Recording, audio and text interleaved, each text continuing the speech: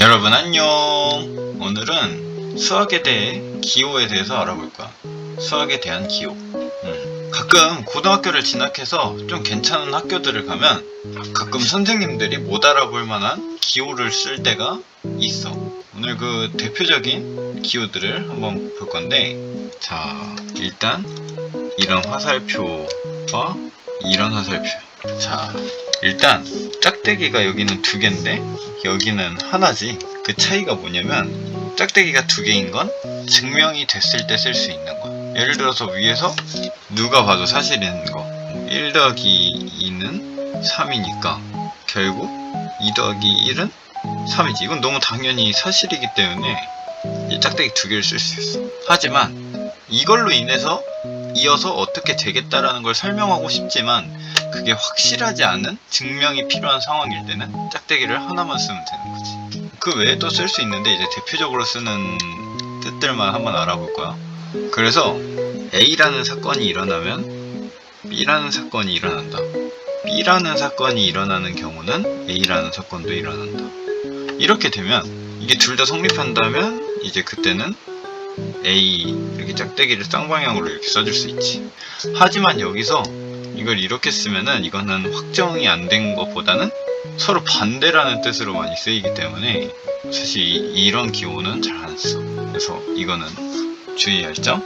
뭐 이거야 좀 중학교 때도 그렇고 선생님들이 많이 쓸 수 있어. 충분히. 뭐 우리가 가끔 뭐 2차 방정식, 1차 방정식 풀 때 뭐 여기 식 하나 등식 이렇게 쓰고 그 다음에 습관이 잘 안 된 친구들은 여기서 또 는을 쓴 다음에 여기 등식을 쓰는 경우도 있는데 사실 이건 잘못된 거거든. 여기서 선생님들은 여기 화살표를 이렇게 쓰라고 하시는 분들이 많지. 그 다음도 이렇게 해서 등식을 또 이어나가고 이렇게 하라고 쓰시라고 하시는 분들이 많은데 뭐 그래서 중학교 때 다들 좀 한번 봤을 거야 다들. 자, 그럼 다음에 이런 기호가 있지. 뭐 이건 유명해서 다들 알긴 해. 이게 여기 인피니티 무한한 그런 기호를 의미하지. 팔자를 누웠다고 초등학생들은 많이 생각하는데 그래서 무한이라는 뜻이 있다는 거. 그리고 이게 나중에 좀 이따 다른 기호들을 배우겠지만 델타라는 문자의 대문자 형태야. 근데 보통 이 델타를 수학에서 쓰면은 변화량이라는 것을 나타낼 때 쓰이지. 즉 우리가 1차 함수에서 기울기를 배우면 x의 변화량 분의 y의 변화량이라고 배워. 근데 그거를 고등학교 가서 선생님들은 기호로 델타 x분의 델타 y라고 이제 적어주시지. 이 뜻이 역시 x의 변화량분의 y의 변화량이야. 그럼 여기 점점점 3개도 다들 한번 봤을 거야. 학원 선생님들도 엄청 많이 쓰는 거거든. 그래서 점점점 3개를 쓰면은 따라서 였지.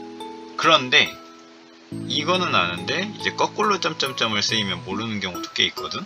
이 점점점이 의미하는 거는 왜냐하면이라는 것으로 이제 쭉쭉쭉 써내려가는데 사실을 써내려가는데 왜인지 정확하게 증명이 부족할 때 힌트를 주는 거지.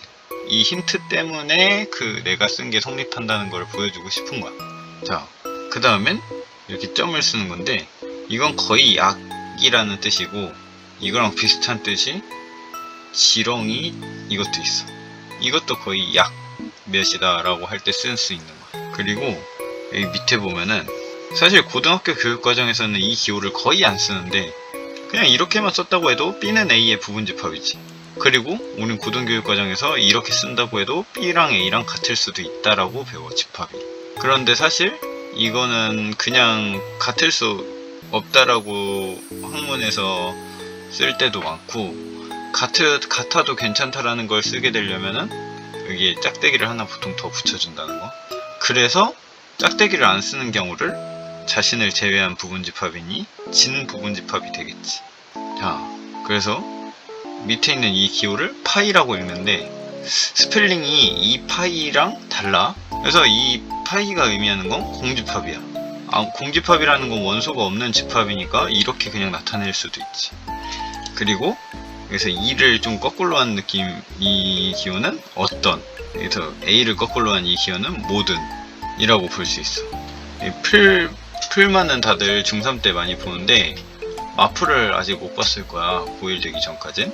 근데 사실 마풀이랑 풀마가 같이 쓰일 수가 있는 이유가 뭐 풀마가 나오기 전에 마풀을 쓰는 경우는 거의 없어. 하지만 두 개 다 쓰이게 되는 경우는 언제냐면, 예를 들어서 x제곱 플러스 마이너스 xy 마이너스 플러스 y제곱이라고 쓰는 경우면, 여기가 플러스이면 여기는 마이너스, 근데 여기가 마이너스면 여기는 플러스가 되는 거지. 그럴 때 이제 마풀이라는 걸 쓰는 거야. 그럼 우리가 이 부분을 아직 안 봤지. 짝대기를 이렇게 3개 긋는 경우인데, 이건 도형에서 합동이라는 걸 의미해. 그리고 이제 S자를 누웠다 그래서 이 S자를 눕히면 이렇게 되지.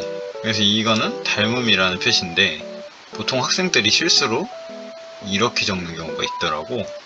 그래서 이 부분을 주의해야 한다는 거. 뭐 이건 다들 중2 때 부등식 좀 배웠다면 다 봤을 거야. 크거나 같다. 근데 크거나 같다랑 이상이랑 같고 작지 않다라는 말이 같다고 해서 이 뜻을 한 뜻으로 생각하는 그게 필요하지. 그럼 반대로 이거는 잘못 나왔네. 작거나 같다, 이하, 크지 않다. 그래서 이거는 같지 않다라는 뜻이야. 자, 이렇게 수학 기호에 대해서 배웠고, 이제 미지수 같이 우리가 보통 수학에서 A, B, C 상수로 쓰고 X, Y, Z 이렇게 쓴 다음에 뭐 각도 같은 거 나타낼 때 세타 쓰는 건 좀 봤을 거야. 그 이상으로 또 어떤 기호들을 봤는지 모르겠지만 사실 엄청 많아. 여기 보면은 A가 아니라 알파야. 이것도 B가 아니라 베타고, 감마, 델타, 입실론, 이렇게 기호들이 있지. 주로 알파, 베타, 감마, 델타, 입실론은 방정식의 근을 나타낼 때 많이 사용하고, 델타와 입실론은 나중에 수학을 학문적으로 접했을 때 미세한 차이를 나타낼 때 쓰기도 해. 그때 이제 델타와 입실론이 미세한 차이 속에서도 비교를 해야 되는 경우가 왔을 때 쓰일 수도 있는 거지. 고등교육 과정에서 이거는 잘 안 쓸 거야. 자, 그럼 이제 K처럼 생긴 이게 있는데, 보통 이 기호도 솔직히 대학 수학에서 많이 쓰는 거야, 수학으로 치면. 근데 이제 과학에서 절대 온도를 나타낼 때도 많이 쓰이지. 그럼 그 절대 온도를 계산하는 방법은 뭘까? 이제 섭씨 온도에다가 273.땡에 가까운 273점 땡땡땡을 더하면 절대 온도가 된다고 하잖아. 그때 이 절대 온도 대신에 카파를 많이 쓰기도 하는 것 같아. 그리고 이 세타는 다들 알지? 아까 말한 각도를 나타낼 때 많이 쓰여.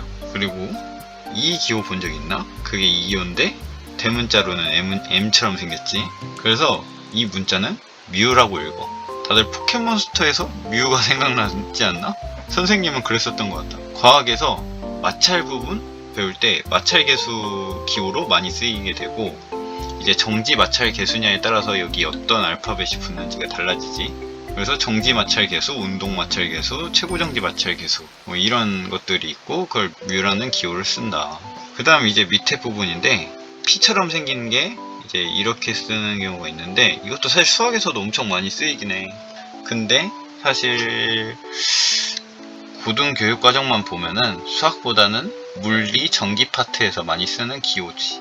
자, 이건 수학에서 다들 고등학교 2학년 때 보게 될 거야. 자, 이렇게 쓰는데 시그마라고도 하고, 수학학원 이름들만 봐도 시그마 수학학원하고 기호를 이렇게 나타내는 수학학원들도 있어. 근데 소문자로 이제 이런 시그마를 쓰는데, 얘는 수열의 합에서 시그마라고 많이 쓰고, 이거는 확률과 통계에서 표준 편차를 나타내는 기호로 쓰지.